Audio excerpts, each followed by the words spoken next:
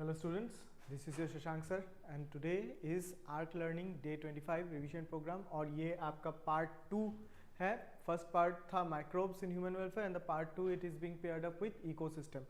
That's a very important chapter, right? Ecology as a whole 10 to 12 questions इधर से आते हैं, ठीक है. Ecosystem part में this time I am also expecting 2 to 3 questions आएंगे, ठीक है. Very easy topic है, again फंडा सेम ही है. Let's summarize the entire chapter in small within an hour, ठीक है. इसको देखिएगा, right? Line by line NCERT है with explanation है. So let's start, ठीक है. Now when we start with ecosystem, ठीक है, correct है. Now ecosystem का definition क्या है? What do you understand by ecosystem, right? No, when we talk about ecosystem, it is a self-sustaining. The definition says it is a self-sustaining functional unit composed of abiotic and biotic components, ठीक है.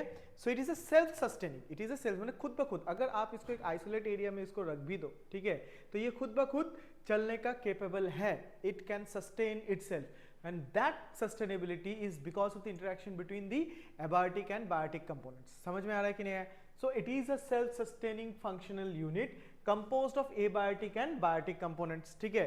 Term किसने दिया था? एजी टैंसली ने दिया था, ठीक है, right. Now many scientist do believe the earth to be a global ecosystem. Many scientist do believe that the earth is a global ecosystem, ठीक है. लेकिन हम अर्थ एज ए मॉडल को अगर लेके अगर स्टडी करने बैठेंगे तो various variables, various factors involve हो जाएगा. So for our own usefulness, ठीक है, right, for our own ease we have divided the ecosystem into two components. एक होता है आपका टेरेस्ट्रियल, एक होता है आपका aquatic. You have a terrestrial ecosystem and you have a aquatic ecosystem. Now the terrestrial ecosystem includes the forest, desert, grassland, etc. Whereas aquatic ecosystem water, river, lakes, oceans, etc. ठीक है, समझ में आया कि नहीं आया? करेक्ट है. So anything related to the land, anything related to land falls under the terrestrial ecosystem, ठीक है. anything related to water falls under the aquatic ecosystem. ये जनरल है, ये जनरल डिवीजन है, ठीक है. अपार्ट फ्रॉम दैट आप man made ecosystem, artificial ecosystem ये भी कर सकते हो, ठीक है. जैसे मैन मेड इकोसिस्टम में आपको ग्रास फार्म, हमारा जो फार्म लैंड है that's a man made ecosystem, ठीक है. Aquarium it's a man made ecosystem या फिर आर्टिफिशियल इकोसिस्टम बोल सकते हो, करेक्ट है. नाउ व्हाटएवर द इकोसिस्टम में be, right, this ecosystem functions, this ecosystem is based on some structural components and some functional components, ठीक है. The ecosystem is based on certain structural components as well as some functional components, ठीक है. Now when we look at the structure of the ecosystem, the structural components they include the biotic and abiotic components. आपने ecosystem बनाया किससे है, right? The structural components है कि आपने ecosystem बनाया किससे है. The ecosystem is made up of both abiotic factors as well as biotic factors, ठीक है. That is the structural part. अभी ये abiotic और biotic factors को चलाने के लिए आपको functional component चाहिए होगा. What are the functional component? The functional component of an ecosystem includes productivity, includes decomposition, includes energy flow, includes nutrient cycling, ठीक है. So this ecosystem has two components. One is the structural. ecosystem बनता किससे है? ecosystem बनता है हमारे abiotic and biotic components से. और ecosystem चलता किससे है? functional component. The functional components include, right, our productivity, our decomposition, our energy flow and our nutrient cycling, ठीक है. क्लियर है. now going forward ये वाला जो हमारे बुक में न्यूट्रिएंट साइक्लिंग नहीं है, राइट, ये टॉपिक आउट है. तो we'll just keep our topics to these three: productivity, decomposition and energy flow, ठीक है, right. now to understand productivity, how productivity works, ठीक है. पहले ये तो मेरे को मानना पड़ेगा कि एक इकोसिस्टम में कौन से स्पीशीज है, एक इकोसिस्टम में उन स्पीशीज का डिस्ट्रीब्यूशन क्या है. Because if I don't know the difference कि whether a banana is a tree or a herb और अ श्रब, मेरे को ये मालूम नहीं चलेगा कि उस प्लांट का प्रोडक्टिविटी कौन से लेवल पे चल रहा है. समझ में आया कि नहीं आया? करेक्ट है. So I need species distribution, I need species classification and I need to understand कि how the productivity is there. ठीक है. So very simply, right, the distribution of या फिर the vertical distribution of species in an ecosystem, the vertical distribution of species in an ecosystem is called as stratification. Direct question है. The vertical distribution of a species in an ecosystem is called as stratification. So forest में अगर हम लोग autotrophs का vertical distribution देखें तो first में कौन आएगा? Always in the first there are trees, second में कौन आएगा? श्रब्स, एंड थर्ड में कौन आएगा? हर्ब्स. ठीक है, करेक्ट है. सो vertical distribution of species in an ecosystem is called stratification. And मेरे फॉरेस्ट इकोसिस्टम में या फिर टेरेस्ट्रियल इकोसिस्टम में अगर मैं पढ़ लूं तो वहां पे आपको हर जगह पे वर्टिकल डिस्ट्रीब्यूशन दिखेगा. On the lower most side you will have the herbs, on the middle side you will have the shrubs and on the upper areas you will have the trees. Clear है? Clear है. तो मैंने जान लिया कि इसमें species composition क्या है, स्पीशीज का डिस्ट्रीब्यूशन क्या है. Now I can go for productivity. अभी मैं किसके तरफ जा सकता हूं? Productivity. Now how would you define productivity? उसके लिए मेरे को एक टर्म समझना पड़ेगा, that is called as your production या फिर प्राइमरी प्रोडक्शन. ठीक है. What is production? It is the amount of biomass produced during photosynthesis. The amount of plant photosynthesis करता है, फोटोसिंथेसिस करके तो अपना बायोमास बनाता ही है. करेक्ट है, right. So the amount of biomass produced during photosynthesis by plants in a given area. एक particular area में फोटोसिंथेसिस से कितना बायोमास प्रोड्यूस होता है, that is called as your production. That is called as your production. और उसी production को अगर आप एक स्पेसिफिक टाइम पीरियड में मेजर करो कि एक पर्टिकुलर ईयर में उस एरिया का प्रोडक्शन कितना है, that is called as productivity. That is called as productivity. Correct है. so the rate of production of biomass per unit area in a specific time period. ठीक है. the rate of production of biomass per unit area in a specific time period which can be measured as gram per meter square per year या फिर kilo calorie per meter square per year is your productivity. समझ में आया? now what is the utilization of productivity? Productivity से हम लोग क्या कर सकते हैं? We can compare two ecosystem, two or more ecosystems. ठीक है, कि ये इकोसिस्टम ए अच्छा है या फिर इकोसिस्टम बी अच्छा है. How would you know? By comparing there productivity over A given period of time. एक ईयर में इकोसिस्टम ए का कितना प्रोडक्टिविटी है, एक ईयर में इकोसिस्टम बी का प्रोडक्टिविटी कितना है. So by comparing the productivity you will know which ecosystem is better. so thus productivity is utilized to compare the ecosystem. Productivity is utilized for what? Productivity is utilized to compare the ecosystem. समझ में आया? इसके साथ साथ दो term आप यहीं पे लेके चलिएगा कि what is standing state and what is standing crop. ठीक है. क्रॉप बोले तो हम लोग लिविंग को डिनोट करते हैं, स्टेट बोले तो हम लोग मटेरियल को डिनोट करते हैं. ठीक है, right. Now standing crop is the organic part. It is the total biomass present in a given area. It is the total biomass present in a given area, whereas standing state is the inorganic part. It is the amount of minerals present in the soil. ठीक है. So standing crop क्या हो गया? It is the amount of biomass total. It is the amount of biomass total present in a given area, whereas हमारा standing state क्या हो गया? It is the amount of minerals present in the soil. Clear है? So this is productivity. Now productivity is again of two types. ठीक है, right. एक है आपका ग्रॉस प्राइमरी प्रोडक्टिविटी, एक है आपका net primary productivity. Now what do you understand by gross primary productivity? Gross primary productivity is the total biomass that is produced in a given time. It is the total biomass that is produced in a given time. That is gross primary productivity. कि एक plant पूरे साल में कितना photosynthesis करके biomass produce करता है. ठीक है, that is the gross primary productivity.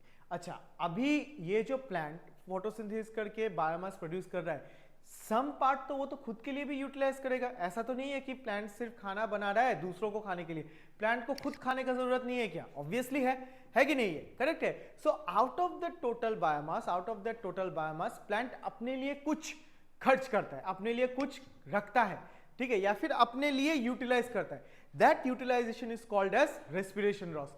That utilization is called as respiration loss. तो आप total biomass produced minus respiration loss, total biomass produce minus respiration loss क्या रह जाएगा, आपके पास नेट रह जाएगा, ठीक है। This net which can be given to the other trophic levels. समझ में आ रहा है कि नहीं है? So this is called as net primary productivity. So net primary productivity क्या है? It is the actual increase, it is the actual increase in biomass, actual increase total biomass से। आप अगर रेस्पिरेशन लॉस को हटा दो, if you remove the respiration loss, what you gate is the actual increase in biomass. Total कितना increase हुआ है actually, that is called as net primary productivity. So by definition, gross primary productivity minus respiration loss gives your net primary productivity, gives your net primary productivity. Now there are certain observations जो आपको मिलेगा कि gross primary productivity and net primary productivity उनके बीच का relationship क्या है। Gross क्या था, टोटल बायोमास प्रोड्यूस, नेट क्या है, उससे थोड़ा ग्रॉस से थोड़ा रेस्पिरेशन लॉस को हटा दो तो मेरे को क्या मिलेगा, net primary productivity. So by default gross primary productivity is always greater than net primary productivity. Gross primary productivity is always greater than net primary productivity. And gross primary productivity, हमने जितना टोटल इनकम किया हम total उसी को savings नहीं कर सकते, because हम लोग का खर्चा रहता है, ठीक है। सो gross primary productivity is never equal to net primary productivity. पहला क्या बोला मैंने कि gross primary productivity is always greater than net primary productivity and gross primary productivity can never be equal to net primary productivity. क्या net primary productivity zero हो सकता है? क्या actual increase in biomass zero हो सकता है? क्या आपके घर का सेविंग जीरो हो सकता है? ऑब्वियसली जिस बार इनकम और खर्चा इक्वल हो जाए उस टाइम क्या होता है, मेरा सेविंग्स नहीं रहता है। तो yes, net primary productivity can be equal to zero, net primary productivity can be equal to zero under the given condition, under the given condition of what, under the given condition that gross primary productivity is equal to respiration loss, ठीक है। and ultimately this is very very important, net primary productivity या फिर the actual increase in biomass is available for the next trophic level। next trophic level से एक producer है, producer को खा रहा है हार्बीवोर, प्रोड्यूसर को जब हार्बीवोर खाएगा उसको क्या मिलेगा, ग्रॉस प्राइमरी प्रोडक्टिविटी मिलेगा प्रोड्यूसर से या फिर नेट प्राइमरी प्रोडक्टिविटी मिलेगा। It is always net primary productivity that is available toward to the herbivore, समझ में आया, या फिर टुवर्ड्स दी कंज्यूमर, ठीक है। और कंज्यूमर खा के, कंज्यूमर ने जब प्रोड्यूसर को खाया उसने कौन सा प्रोडक्टिविटी कर लिया, उसने प्रोडक्टिविटी कर लिया है सेकेंडरी प्रोडक्टिविटी। समझ में आया कि नहीं आया, करेक्ट है, right. So NPP is available for the next trophic level, ठीक है। सो ग्रॉस प्राइमरी प्रोडक्टिविटी किससे हुआ, gross primary productivity is the total biomass produced in a given time. Net primary productivity, it is the actual increase in biomass when I take gross primary productivity and reduce the respiration loss or remove the respiration loss, तब मेरे को net primary productivity मिलता है। So by definition gross primary productivity minus respiration loss is your what, minus respiration loss is your net primary productivity, and thus gross primary productivity is always greater than net primary productivity. Gross primary productivity can never be equal to net primary productivity. Net primary productivity can be zero under the given condition that gross primary productivity is equal to respiration loss. And fourth and most important one is it is the net primary productivity that is always transferred to the next trophic level. Clear है यहाँ तक? Hopefully clear होगा, ठीक है, right? Now this is very important.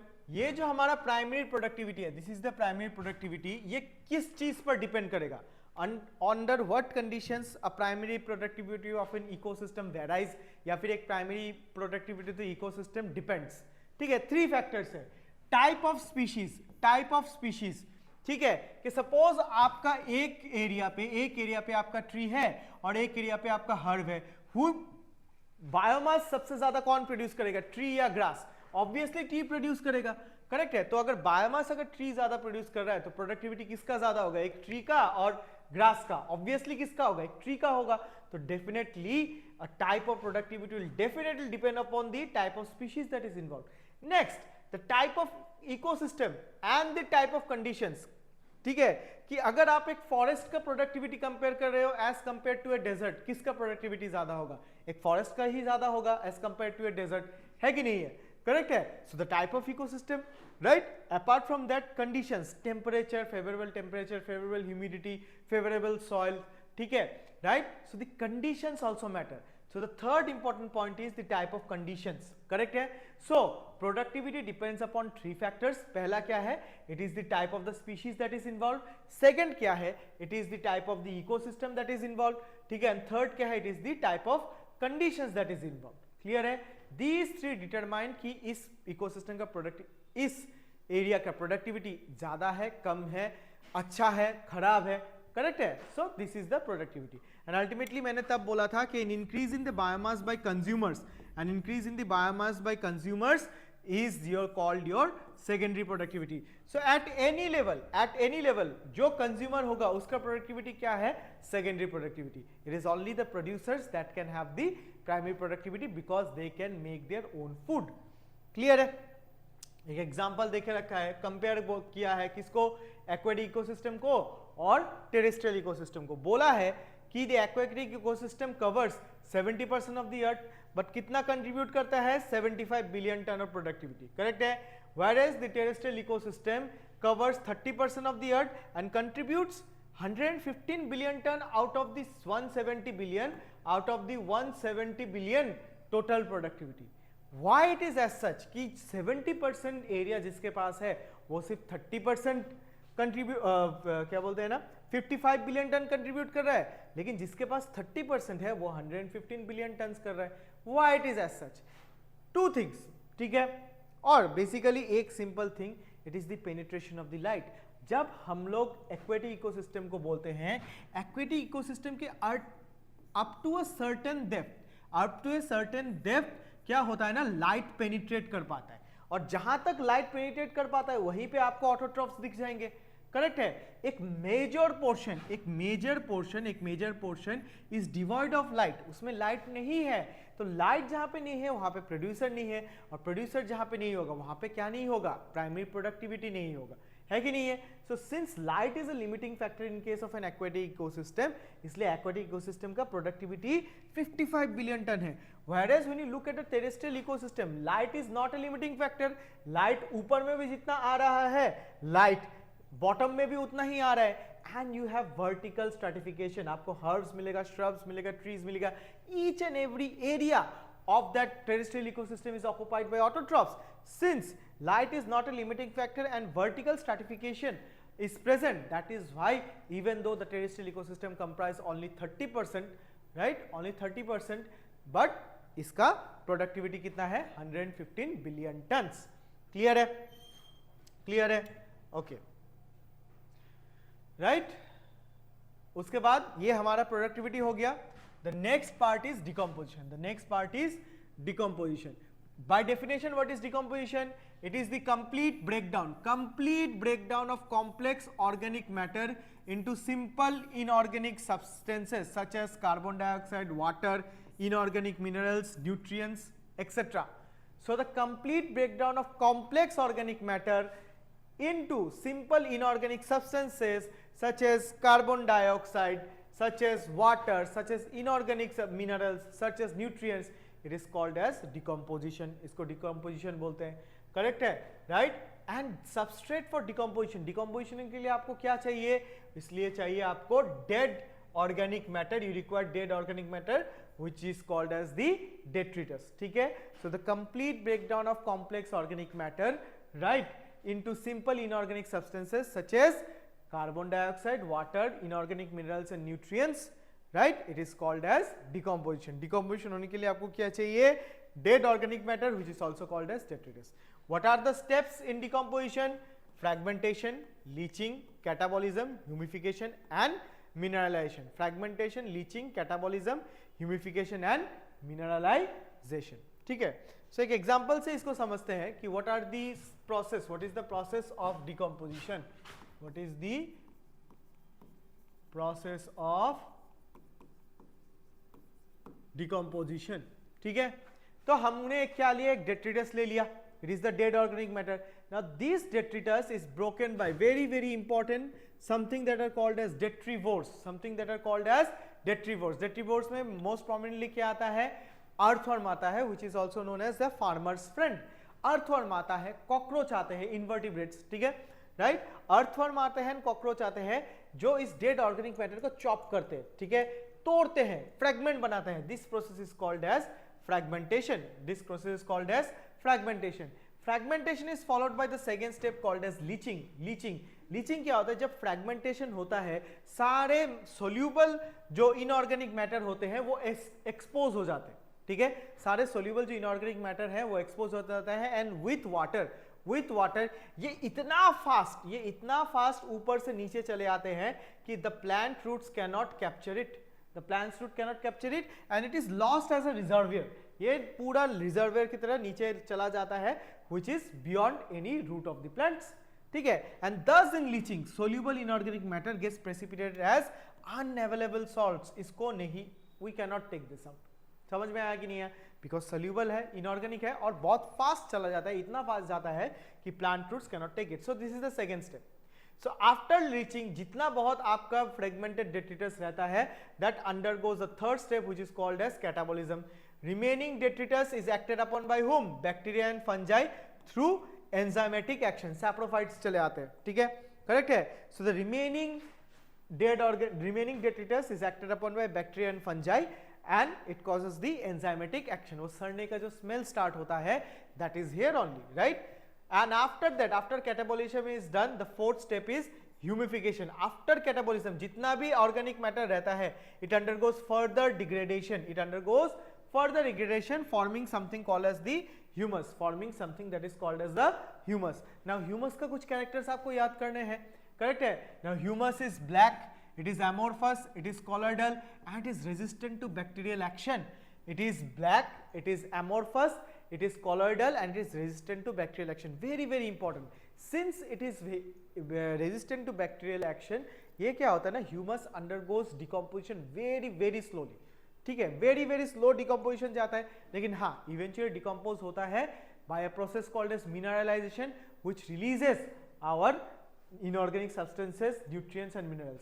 So the last step in decomposition क्या है, last step in decomposition is mineralization where the humus degrades into insoluble inorganic substances and nutrients called minerals, and since it is insoluble ये water के साथ mix होकर नीचे precipitate नहीं हो जाता है, ये सॉइल के एरियाज वहीं तक रहता है जहां तक रूट्स इसको एब्जॉर्ब कर सके।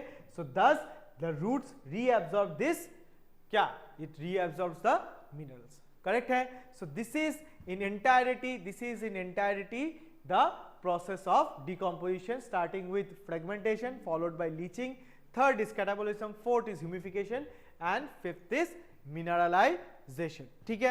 Now what are the components that are released during decomposition? You have what? Carbon dioxide, you have water, you have inorganic salts, you have nutrients. So carbon dioxide, water, inorganic salts and nutrients are released at the end of decomposition, ठीक है। Now इस decomposition को भी determine करता है certain factors. Decomposition acts fast under certain circumstances and decomposition acts slow under certain circumstances. What are those circumstances? First and foremost, the most important is composition of detritus. Composition of detritus ये बहुत important है, right?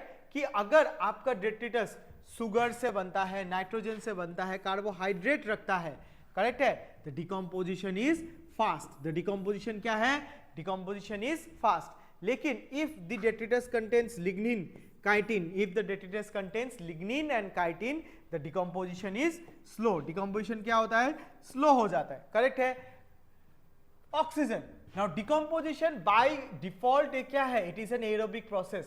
Decomposition is an aerobic process. तो अगर decomposition area जहाँ पे decompose हो रहा है वो well aerated है, ठीक है, ऑक्सीजन सप्लाई अच्छा खासा है, तो वहाँ पे क्या होता है, in aerobic condition the decomposition is fast, whereas in anaerobic condition decomposition क्या हो जाता है, slow. In aerobic conditions decomposition is fast, whereas anaerobic conditions decomposition is slow.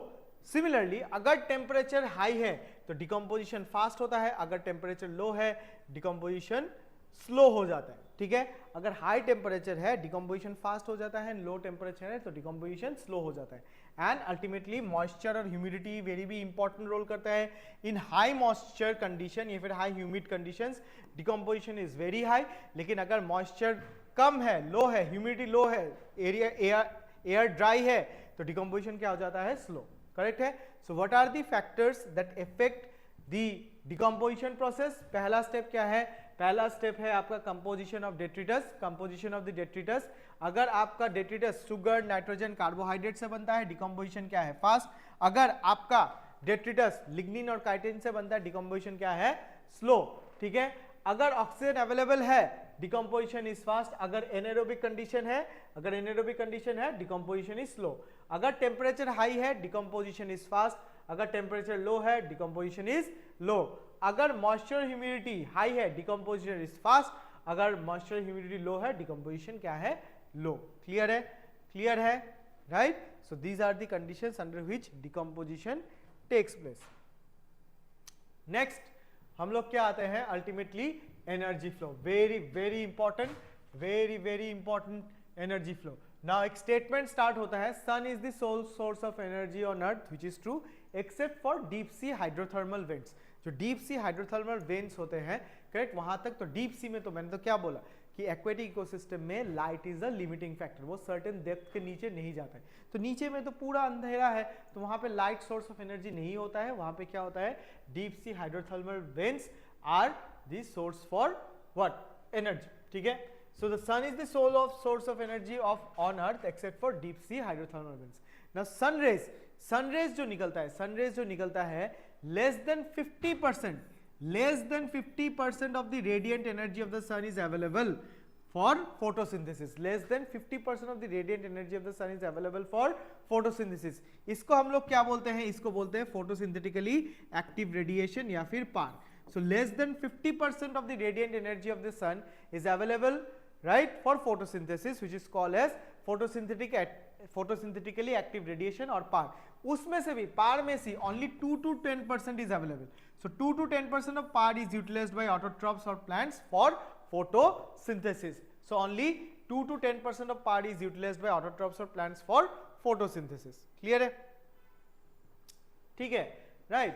So less than 50% of the PAR, right? जिसमें से only 2 to 10% of light energy is captured by plant.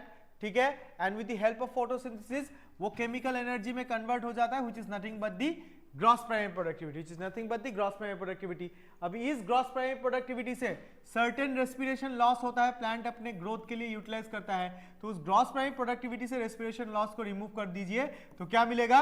Net primary productivity. The net primary productivity is available to the herbivore, right, is available to the herbivore.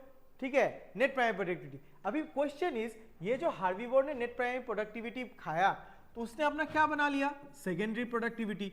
Correct है ना? Secondary productivity, जितना herbivore ने secondary productivity बनाया होगा, क्या उतना ही next carnivore को मिल जाएगा? नहीं, नेवर, बिकॉज हार्बीवोर का भी तो क्या होगा? हार्बीवोर का भी तो एक सर्टेन रेस्पिरेशन लॉस होगा। करेक्ट है, तो जितना उसने खा के सेकेंडरी प्रोडक्टिविटी बनाया था उसमें से कुछ उसने खुद के लिए यूटिलाइज किया है, एंड दस you get a net productivity which is again available for the carnivore. Similarly उस कार्निवोर का जो सेकेंडरी प्रोडक्टिविटी होगा उससे तो रेस्पिरेशन लॉस जाएगा, उससे रेस्पिरेशन लॉस चला गया, जो नेट प्राइमरी प्रोडक्टिविटी बनेगा वो क्या हो जाएगा? टॉप कार्निवोर के पास जाएगा। तो अगर मैं आपको बोलूं कि ये जो इनिशियली जो प्रोडक्टिविटी एक प्लांट के पास था, क्या वही प्रोडक्टिविटी टॉप कार्निवोर पे गया है? करेक्ट है, नहीं गया है। क्या वो प्रोडक्टिविटी इंक्रीज होते होते गया है? नहीं गया है। क्या वो डिक्रीज होते होते गया है? ऑब्वियसली डिक्रीज हुआ है। ठीक है, बिकॉज़ नेट प्राइमरी प्रोडक्टिविटी जो है हार्बीवोर को मिला था, हार्बीवोर ने एक सेकेंडरी प्रोडक्टिविटी जनरेट किया, उस सेकेंडरी प्रोडक्टिविटी को से उसने खुद यूटिलाइज किया था। Thereafter only the carnivore got it secondary productivity. उस सेकेंडरी प्रोडक्टिविटी से कार्निवोर ने अपना रेस्पिरेशन लॉस निकाला। देयर आफ्टर टॉप कार्निवोर जाके उसको मिलता है net primary productivity. So it reduces. Clear है? ओके, ठीक है। Now the flow of energy, अभी ये जो एनर्जी फ्लो है, ये जो हमने अभी यहाँ पे डिस्कस किया, this is nothing but the flow of energy from one trophic level to the next. ये फ्लो ऑफ एनर्जी है। Now this flow of energy follows the laws of thermodynamics. कौन सा? First law and second law. So the flow of energy follows the law of thermodynamics. First law, energy can neither be created nor be destroyed. ठीक है, energy can neither be created nor be destroyed. तो यहां पे अगर हम लोग diagram देखें कि ये जो ऑटोट्रॉप है क्या एनर्जी कैप्चर कर रहा था? Light energy. कन्वर्ट किस में किया, केमिकल एनर्जी। क्या प्लांट ने केमिकल एनर्जी एक नया एनर्जी बनाया है या फिर उसने सिर्फ लाइट एनर्जी को कन्वर्ट कर लिया? ऑब्वियसली लाइट एनर्जी को कन्वर्ट कर लिया, ठीक है। सो एनर्जी तो पहले से ही था, ना उसको बनाया गया ना उसको डिस्ट्रॉय किया गया, it was only converted light energy to chemical energy. And the second law says that कि it can only be transferred from one form to the other with the loss of heat, transformed from one form into the other with the loss of heat, या फिर constant input of energy is required to counter the increase in entropy या फिर disorderliness, ठीक है। constant input of energy is required to counter the increase in entropy या फिर disorderliness। क्या बोला, can only be transferred from one form to the other with the loss of heat। obviously GPP बन गया, GPP से NPP गया, लेकिन loss क्या हो गया, रेस्पिरेशन लॉस। रेस्पिरेशन लॉस क्या है, हीट ही तो है। यहाँ पे सेकेंडरी प्रोडक्टिविटी से नेट प्रोडक्टिविटी बना, लॉस क्या हुआ, रेस्पिरेशन लॉस। वो भी क्या है, लॉस ऑफ हीट ही तो है कि नहीं है, करेक्ट है, right. So it can only be transfer from one form to the other, और इस ट्रांसफॉर्मेशन में certain portion is lost as heat.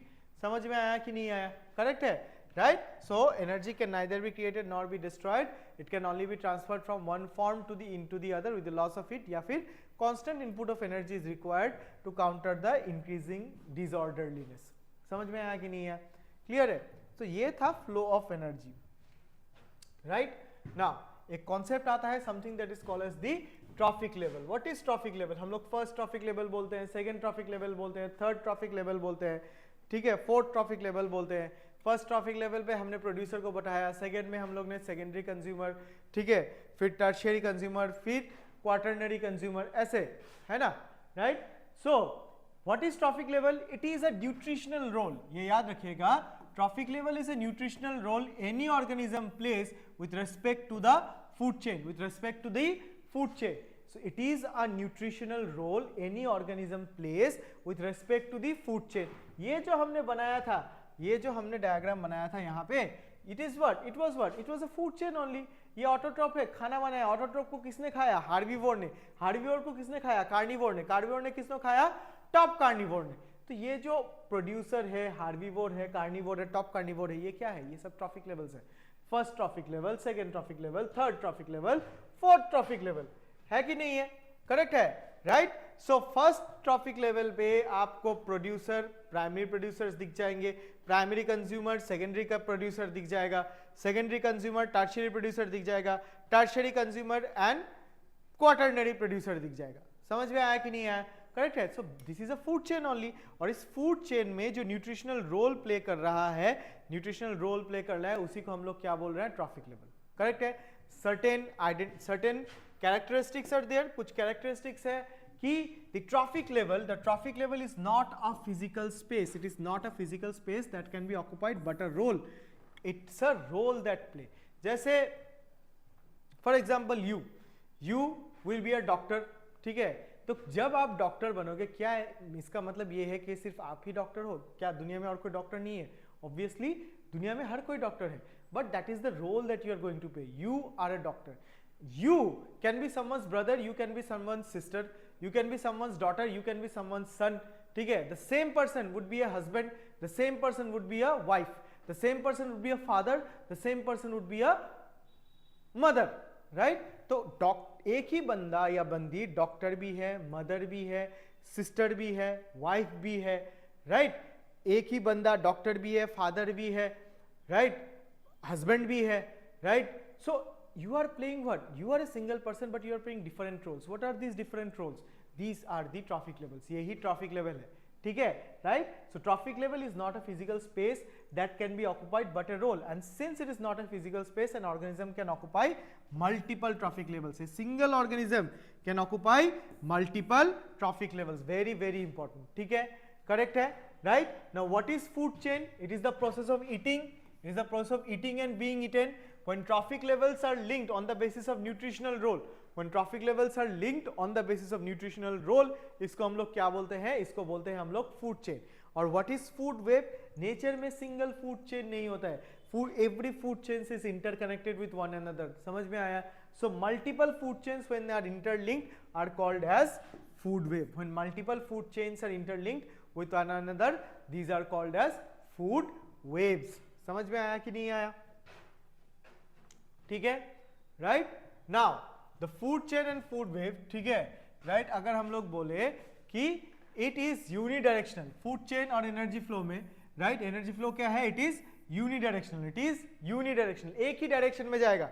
जैसे ऑटोट्रॉप्स प्रोड्यूस करेगा, ऑटोट्रॉप्स को खाएगा हार्बीवोर, हार्बीवोर को खाएगा कार्निवोर, कार्निवोर को खाएगा top carnivore. So energy that is was captured by the autotrophs has phloem into the herbivore, herbivore से कार्निवोर में आया, कार्निवोर से टॉप कार्निवोर में गया। क्या ऐसा हो सकता है कि कार्निवोर से एनर्जी टॉप कार्निवोर से कार्निवोर में जाए, कार्निवोर से हार्बीवोर में जाए, हार्बीवोर से प्लांट्स में जाए, प्लांट से सन में जाए? कभी तो होगा नहीं। तो ये क्या है, ये फ्लो तो सिर्फ यूनिडायरेक्शनल है, एक ही डायरेक्शन में जा रहा है, ठीक है। Plus this follows the flow of energy follows the Lindeman's 10% law, Lindeman's 10% law follow करता है। What is this 10% law? The 10% law सेड्स that at each subsequent trophic level the amount of energy available is only 10% of the previous, ठीक है। Previous trophic level पे जितना energy था उसका सिर्फ 10% ही नेक्स्ट ट्रॉफिक लेवल को मिलेगा। For example, right, for example light energy को केमिकल एनर्जी में कन्वर्ट करके प्लांट ने क्या बनाया, प्लांट ने अपना जीपीपी बनाया, ठीक है, प्लांट ने अपना जीपीपी बनाया और इसका वैल्यू कितना था 1000, ठीक है। बट ये 1000 ही क्या हार्बीवोर को मिलेगा? नहीं मिलेगा। उसमें हमको क्या ऐड करना पड़ेगा, उससे क्या निकालना पड़ेगा? Respiration loss. रेस्पिरेशन लॉस को निकाल दो तो उस 1000 का ओनली 10% किधर जाएगा? हार्बीवोर को, दैट इज 100, राइट। अभी हार्बीवोर का ये 100% क्या डायरेक्टली 100% कार्निवोर को जाएगा? नहीं जाएगा, क्योंकि हार्बीवोर का भी खुद क्या है, खुद रेस्पिरेशन लॉस है।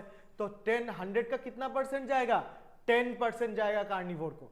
सिमिलरली कार्निवोर के पास जो 10% एनर्जी आया, क्या वो डायरेक्टली टॉप कार्निवोर को ट्रांसफर हो जाएगा? नहीं होगा, क्योंकि वहां पे भी क्या है, रेस्पिरेशन लॉस है।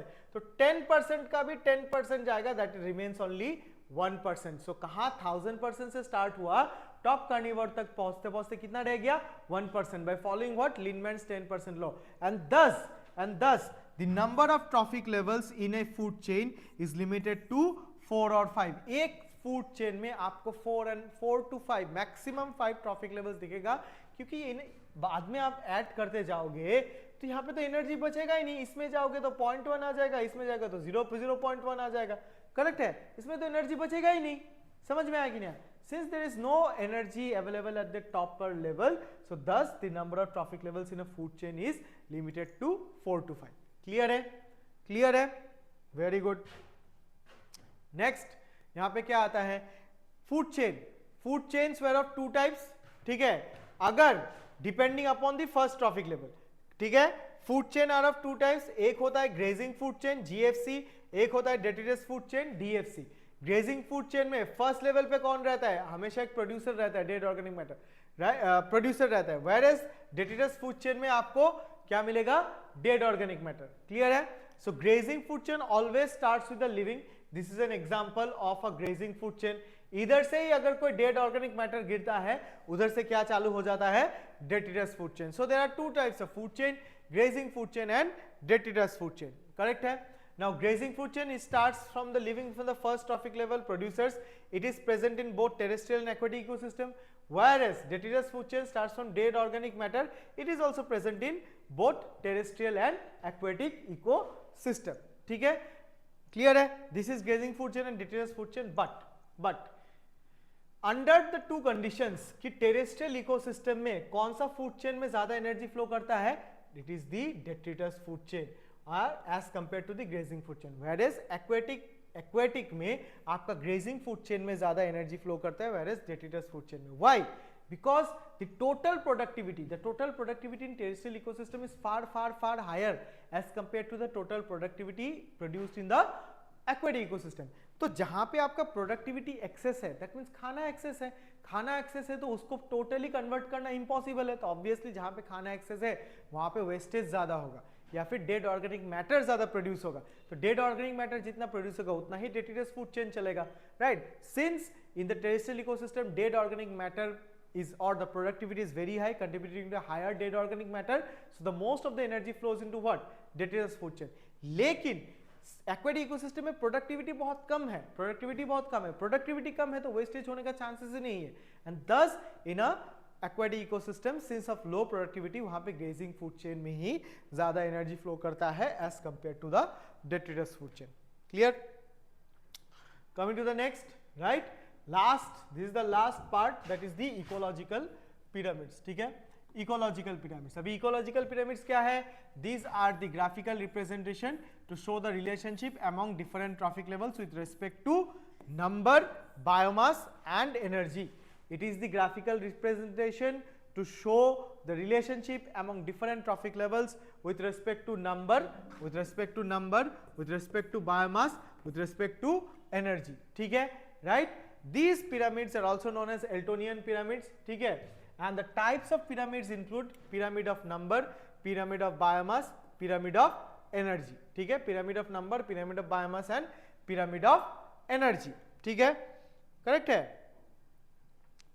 सो अगर हम लोग बोले कि the pyramid of number in grassland ecosystem, सबसे ज्यादा नंबर किसका होगा? Obviously grass, which is followed by herbivore, which is followed by carnivore, right. So grassland में ग्रास का नंबर बहुत ज्यादा होगा, मिलियंस में होगा, करेक्ट है, right. Which is followed by herbivores, herbivores तो मिलियन से ज्यादा नहीं हो सकते, हार्बिवोर्स उससे कम ही होगा, एंड ऑब्वियसली कार्निवोर्स उससे भी कम होगा, है कि नहीं है, right. So pyramid of A number in a grassland ecosystem is upright, in a grassland ecosystem is upright. ठीक है, ये क्या है? अपराइट है.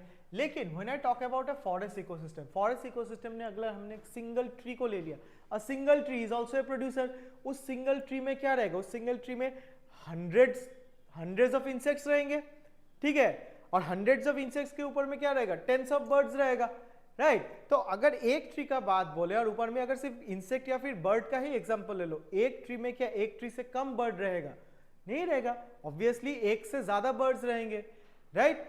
इंसेक्ट्स, एक से कम इंसेक्ट रह सकता है क्या? कभी भी नहीं, एक से ऑब्वियसली ज्यादा होगा. So this is the curious case where the pyramid of number becomes what? The pyramid of number becomes inverted in a forest ecosystem. Again, come to the aquatic ecosystem. Planktons are the producers. Zooplankton उनको खाता है, उनको small fish खाता है, उनको large fish खाता है. Correct है, right? So zooplanktons का नंबर सबसे ज्यादा है, followed by phytoplanktons का सबसे ज्यादा है, followed by zooplankton, followed by small fish, followed by large fish, and thus pyramid of number is upright in aquatic ecosystem. And thus the statement कि the pyramid of number can be upright as well as inverted, can be upright as well as inverted. समझ में आया? Next क्या आता है? Next is the pyramid of biomass. अभी pyramid of biomass को देखो.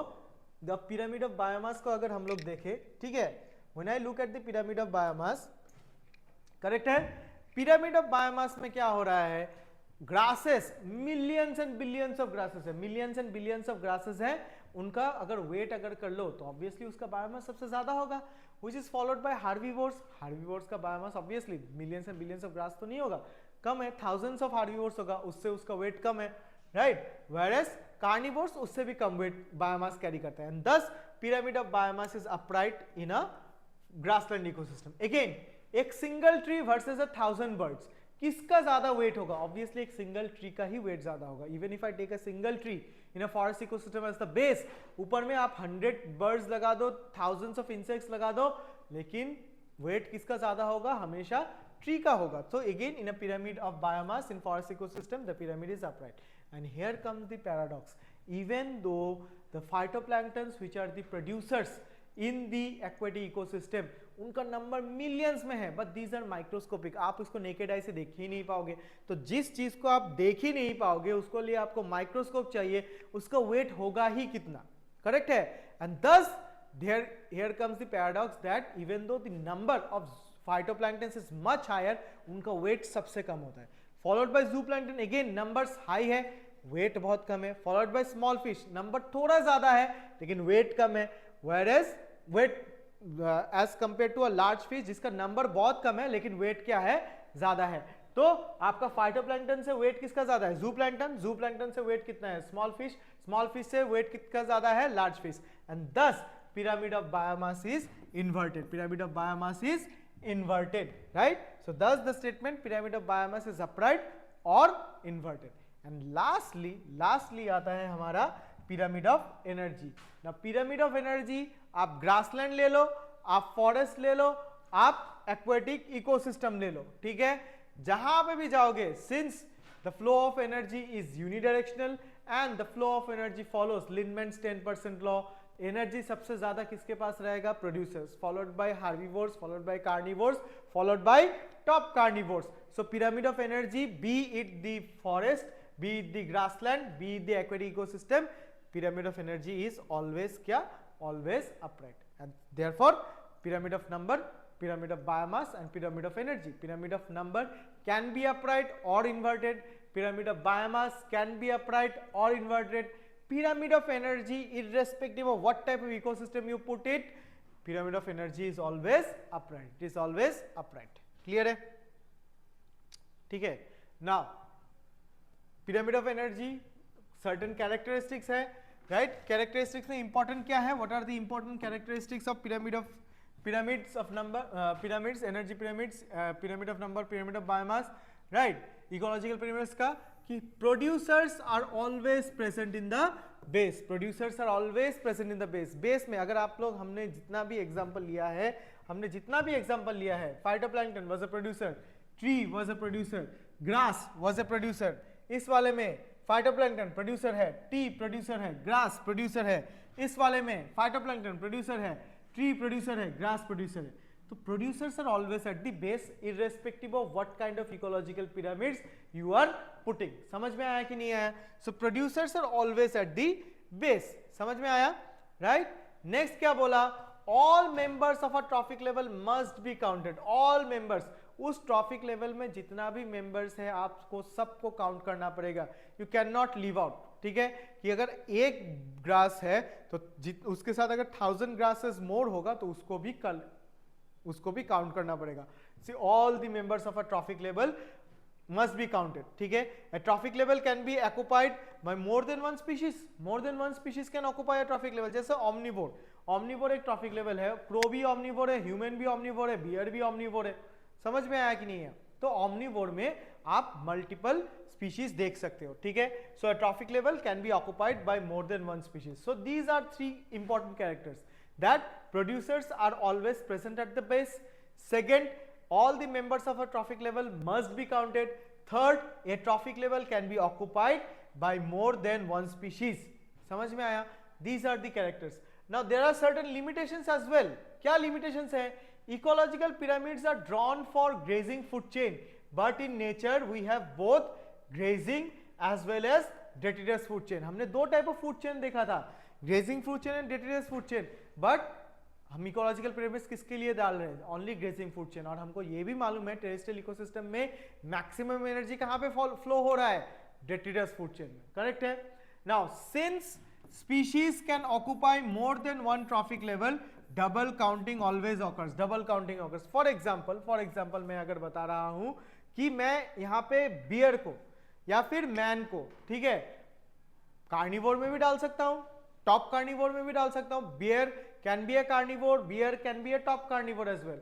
लेकिन जब मैं टोटल काउंटिंग करूंगा, since I have to remember this कि all the members of a trophic level must be counted, तो मैं मैन को कार्निवोर में भी काउंट करूंगा, मैं मैन को टॉप कार्निवोर में भी काउंट करूंगा, मैं बियर को कार्निवोर में भी काउंट करूंगा, मैं बियर को टॉप कार्निवोर में भी काउंट करूंगा. लेकिन अल्टीमेटली एक ही स्पीशीज को आप दो बार काउंट कर रहे हो तो नंबर क्या होता है? नंबर हमेशा गलत हो जाता है. ठीक है. सो double counting occurs since species can occupy more than one trophic level, so double counting occur. And last and the most important, ecological pyramids are drawn for food chain. Ecological pyramids are drawn for food chain. जैसे हमने producer डाल दिया, हार्बिवोर डाल दिया, carnivore डाल दिया, top carnivore डाल दिया. ठीक है. बट इन नेचर हमारा फूड चेन नहीं होता है. नेचर में क्या चलता है? Food waves. नेचर में क्या होता है? Food waves. And ecological pyramids or ecological pyramids are not drawn for food waves. Clear है? Clear है? So these are the certain characters and these are the certain limitations of the ecological pyramids. Clear है? तो यहाँ तक आपका ecosystem खत्म होता है. ये ecosystem एक short chapter है since nutrient cycling is not there. Correct है? पूरा NCERT line by line है, पूरा टॉपिक्स यहाँ पे इंक्लूड है. इसका नोट बनाइए, इसको 2-3 बार पढ़िए and then come and attempt the question. Clear है? ठीक है, चलेगा. सो नेक्स्ट रिवीजन प्रोग्राम में रिवीजन डे 26, वहां पे भी आपका 2 चैप्टर जा रहा है organism and population and biodiversity. We will deal it in 2 other videos. तो मिलते हैं नेक्स्ट वीडियो में. Thank you so much.